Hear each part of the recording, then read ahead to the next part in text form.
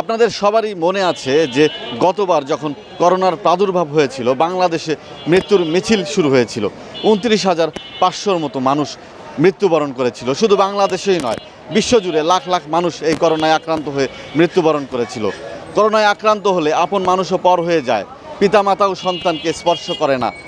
পরিবারের কেউ মারা গেলেও পরিবারের কোনো সদস্য দাফনে এগিয়ে আসে না। তখন ভরসা ছিল স্বেচ্ছাসেবকরা প্রতিটি লাশ দাফন করেছে। এবছরও কিন্তু সেই করোনা প্রাদুর্ভাব শুরু হয়েছে। আমরা জানতে পেরেছি এবছর বেশ কয়েকজন মানুষ মৃত্যুবরণ করেছে। আমরা কিভাবে এই করোনা থেকে রক্ষা পেতে পারি? আমাদের সচেতন হতে হবে, আমাদের জনসমাগম এড়িয়ে চলতে হবে, আমাদের যারা করোনায় আক্রান্ত তাদের থেকে দূরত্ব বজায় রাখতে হবে। এই করোনা থেকে বাঁচার উপায় জানার জন্য আমরা কথা বলেছিলাম শাহজাদপুর উপজেলা স্বাস্থ্য ও পরিবার পরিকল্পনা কর্মকর্তা ডাক্তার শারমিন আলমের সাথে। তিনি আমাদের বেশ কিছু পরামর্শ এবং দিক নির্দেশনা দিয়েছেন। বেশ কিছু কাজ রয়েছে যেগুলো আমরা মানলে আমাদের করোনা থেকে রক্ষা পেতে পারি। চলুন গিয়ে দেখা যাক। আসসালামু আলাইকুম, আমি ডাক্তার শারমিন আলম, উপজেলার স্বাস্থ্য পরিবার পরিকল্পনা কর্মকর্তা, শাহজাদপুর সিরাজগঞ্জ থেকে বলছি। বর্তমানে আসলে করোনা ভাইরাসের আগমন আবার নতুন করে শুরু হয়েছে, সেটা নিয়ে জনমনে বিভিন্ন প্রশ্ন এবং আতঙ্ক তৈরি হয়েছে। আসলে কিছুদিন আগেও আমরা এই করোনা ভাইরাসে আক্রান্ত হয়ে এর আতঙ্ক এবং এর পরিণাম পরিস্থিতির সঙ্গে পরিচিত হয়েছি। তো বর্তমানেও আমাদের আশেপাশের দেশসহ বাংলাদেশেও কিন্তু কিছু করোনা রোগী শনাক্ত হয়েছে। তবে আমরা বলছি যে আতঙ্কিত হওয়ার কিছু নেই, আমাদেরকে সচেতন হতে হবে, কারণ এটি একটি ভাইরাসজনিত রোগ।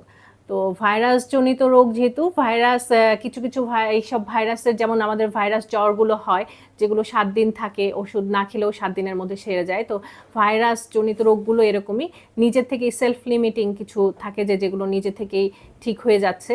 এছাড়া আমাদের যে করোনা ভাইরাসটাও এরকমই, যে সাধারণত এটা নিজেই এই ভাইরাসটা কিছুদিন সংক্রমণের পরে ঠিক হয়ে যায়।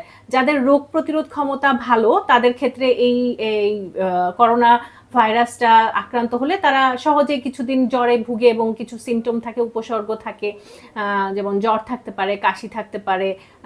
তবে বর্তমানে যেই করোনা ভাইরাসের যেই টাইপটা করোনা ওমিক্রন XXB, এর কারণে হচ্ছে দেখা যাচ্ছে জ্বর কাশিটা হয়তো ওইভাবে দেখা যাচ্ছে না, কিন্তু তার মুখে রুচি থাকছে না, ক্ষুধা মন্দা থাকছে এবং সারা শরীরে ব্যথা থাকছে, এই উপসর্গগুলো দেখা যাচ্ছে। তো এই ধরনের উপসর্গ হলে আমরা সাধারণত সবাইকে ভীত না হয়ে এই সিমটোমেটিক ট্রিটমেন্টগুলো আমরা সাধারণত দিয়ে থাকি, যে জ্বরের জন্য জ্বরের ওষুধ বা কাশির জন্য কাশির ওষুধ, অথবা হাত পা ব্যথার জন্য প্যারাসিটামল জাতীয় ওষুধ, ঠান্ডা কাশি হাঁচি এগুলোর জন্য অ্যান্টিহিস্টামিন জাতীয় ওষুধ খেতে বলি এবং বাড়িতে বিশ্রামে থাকতে বলি। প্রচুর পরিমাণে তরল খাবার যাতে সে হাইড্রেশনটা ঠিকমতো তার থাকে সে কারণে তরল খাবার গ্রহণ করতে বলি। যারা সাধারণত যাদের কোমরবিডিটি থাকে, যেমন ধরেন আমাদের কারো যদি হাঁপানি কিংবা হাই ব্লাড প্রেশার অথবা ডায়াবেটিস বা যাদের হার্টের অসুখ আছে এবং অতি বৃদ্ধ এবং শিশু যারা, তারা সাধারণত ঝুঁকির মধ্যে থাকে। তো এই ঝুঁকিপূর্ণ যারা থাকেন তাদেরকে আমরা আসলে হাসপাতালে, যদি তাদের সিমটমগুলো সিভিয়ার হয়, হাসপাতালে ভর্তি হওয়ার পরামর্শ দেই। এবং জ্বর হলে অবশ্যই আপনাদেরকে পরীক্ষা করাতে হবে এবং পরীক্ষার মাধ্যমে আমরা যখন যদি সে করোনা শনাক্ত হয় তাকে অবশ্যই মাস্ক ব্যবহার করতে হবে এবং তার সঙ্গে সেবা প্রদানকারীকেও কিন্তু তখন মাস্ক ব্যবহার করতে হবে এবং আক্রান্ত রোগী থেকে কমপক্ষে 3 ফুট দূরত্ব বজায় রেখে তার সেবা বা অন্যান্য যেই কার্যক্রমগুলো সেগুলো করতে হবে। এবং করোনা আক্রান্ত হলে তাকে সাধারণত আমরা বাসায় অবস্থান করতে বলি, জনসমাগমপূর্ণ স্থানে না যাওয়াই ভালো।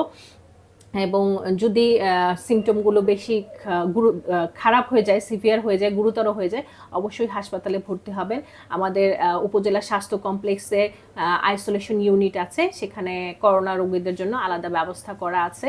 এবং আপনারা জানেন যে আমাদের স্বাস্থ্য বিভাগ থেকে, সারা বাংলাদেশ স্বাস্থ্য মন্ত্রণালয় এবং স্বাস্থ্য অধিদপ্তর থেকে করোনার ব্যাপারে উদ্যোগ নেওয়া হয়েছে এবং 11 দফা নির্দেশনা দেওয়া হয়েছে, যার মধ্যে বলা হয়েছে যে জনসমাগম যথাসম্ভব এড়িয়ে চলতে হবে, এবং যদি উপস্থিত হতেই হয় সেক্ষেত্রে অবশ্যই মাস্ক ব্যবহার করতে হবে।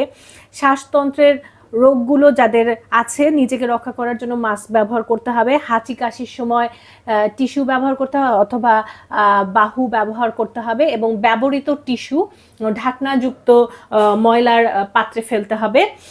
ঘন ঘন সাবান দিয়ে হাত ধুয়ে ফেলতে হবে, কমপক্ষে 20 সেকেন্ড ধরে সাবান দিয়ে ভালো করে হাতটা ধুয়ে ফেলতে হবে। অপরিষ্কার হাতে চোখ নাক মুখ ধরা যাবে না, এবং আবারও বলছি যে আক্রান্ত ব্যক্তির থেকে আমরা যথাসম্ভব 3 ফুট দূরত্ব বজায় রাখার চেষ্টা করব। এবং যারা সন্দেহজনক রোগী বা আক্রান্ত হয়েছেন সেক্ষেত্রে হচ্ছে জ্বর কাশি শ্বাসকষ্টে আক্রান্ত হলে সুস্থ না হওয়া পর্যন্ত বাড়িতে থাকতে হবে। রোগীর নাক মুখ ঢাকার জন্য মাস্ক ব্যবহার করতে হবে। রোগীর সেবাদানকারীরাও সতর্কতা হিসেবে মাস্ক ব্যবহার করবেন, এবং প্রয়োজনে আমাদের যে স্বাস্থ্য বাতায়নের নাম্বার আছে 16263, এই নাম্বারে যোগাযোগ করতে বলা হয়েছে। এবং আমাদের এখনো পর্যন্ত করোনার যেই সমস্ত প্রিপারেশনের জন্য আগেই বলেছি আমাদের স্বাস্থ্য অধিদপ্তর থেকে আমরা সমস্ত চাহিদা পাঠিয়ে দিয়েছি, এবং শীঘ্রই চাহিদা অনুযায়ী সেই সমস্ত জিনিস আমাদের কাছে চলে আসবে, এবং আমরা তখন করোনার সমস্ত প্রস্তুতি নিয়েই পূর্ব প্রস্তুতি হিসেবে সবকিছু আমরা এখন গ্রহণ করছি। এই প্রশ্নটা যেটা করেছেন যে যারা ইতিপূর্বে ভ্যাকসিন নিয়েছেন, হ্যাঁ যারা ইতিপূর্বে ভ্যাকসিন নিয়েছেন তাদের মধ্যে হয়তো সংক্রমণের ভয়টা অবশ্যই আছে, নাই যে তা না, ভ্যাকসিন নেওয়ার পরও সে সংক্রমিত হতে পারে, এবং এই ভ্যাকসিনটা কিন্তু যদি আবারও ভ্যাকসিন আসে তাহলে আবারও ভ্যাকসিন আসলে নিতে হবে। সবাইকে আবারও বলছি যে আতঙ্কিত না হয়ে আমরা সচেতন হই। ধন্যবাদ।